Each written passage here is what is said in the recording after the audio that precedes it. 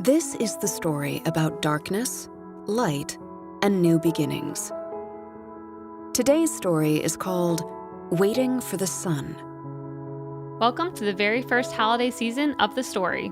Season 5 features 8 stories of trailblazers paired with the beginnings of some of the most famous winter holidays ever.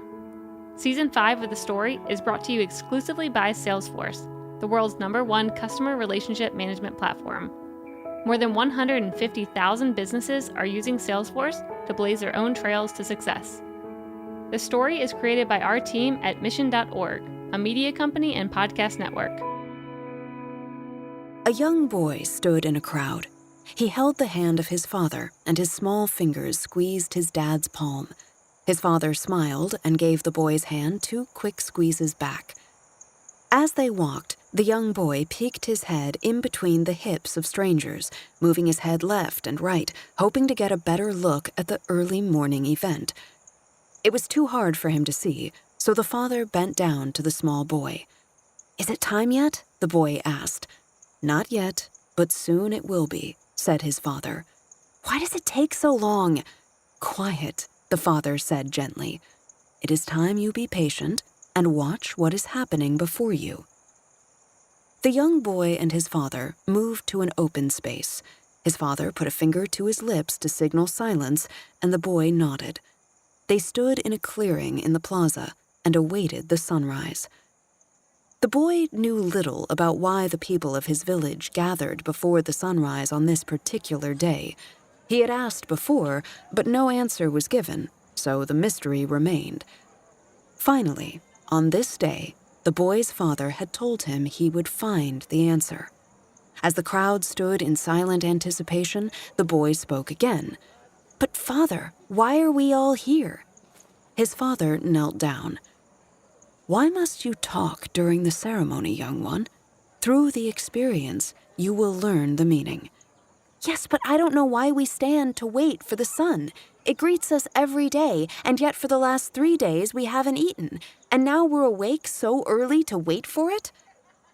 The father bent down on one knee, cupping the child's face in his hands. "Fine. I can tell you want answers, and maybe they will make this sunrise as meaningful as it should be. This is why we wait." The father explained that for 3 days, the Incas fast in preparation for the rising of the sun on this particular day.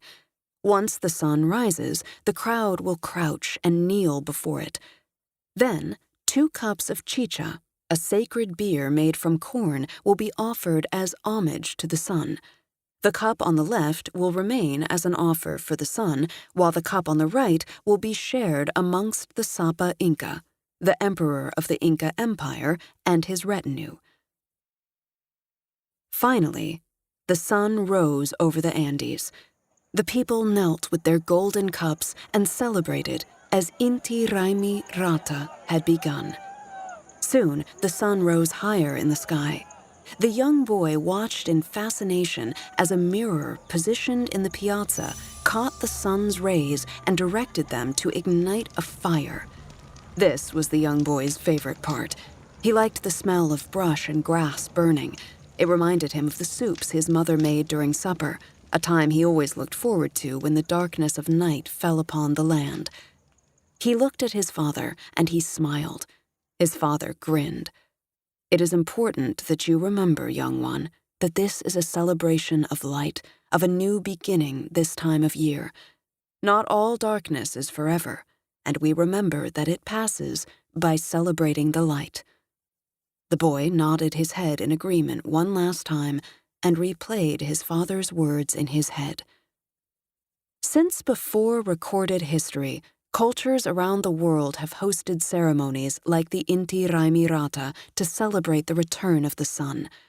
This celebration signifies an appreciation of time, light, and new beginnings, and takes place on the shortest day of the year, a day we know as the winter solstice. Everyone faces dark periods in their lives, times where the seconds feel like hours and the darkness grows like a storm cloud over your life. Sometimes we forget that darkness will always end. When we forget this, the darkness can turn into fear, hate, and resentment, it can overwhelm us. Enduring the darkness can be a powerful lesson, but it does not have to control us. When we find ourselves in darkness, we can choose to go about our business like normal. Or we can choose to make a point to get out and wait for the sun to rise. Light will always be present when we look for it, but it takes training and focus to wait for the light. It might take 3 days of fasting, getting up early on the winter solstice, and sacrificing those extra cups of holiday cheer you might want this holiday season. It might take getting up extra early to go out and wait for the sunrise. The Incas remind us that holiday celebrations can be as simple as waiting for the return of the light. For many cultures, the winter solstice signifies the beginning of a rebirth and a chance to start over again. What if we could stand in our own darkness and happily wait for the daybreak? Darkness will always exist in our world, but remember that the sun will always rise. Soon, the rays of light will emerge over the mountains or through the clouds. When those rays come into focus, they are strong enough to light fires. When the winter or the darkness feel long, remember, the sun will return. We can stay mired in the darkness, or happily await and celebrate the return of the light. That's their story. What's yours going to be? Thanks for listening to The Story.